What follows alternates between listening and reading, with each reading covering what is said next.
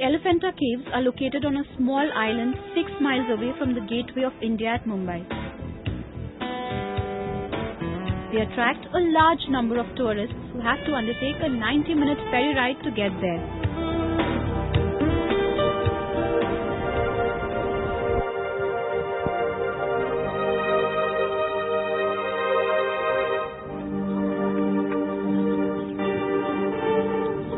The Portuguese found a monolithic stone elephant at this place and named it Elephanta.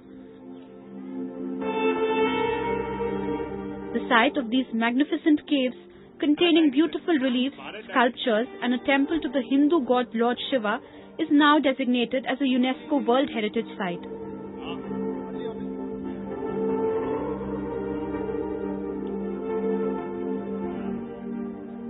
Some of the rock surfaces are highly finished, while some are untreated bare rock.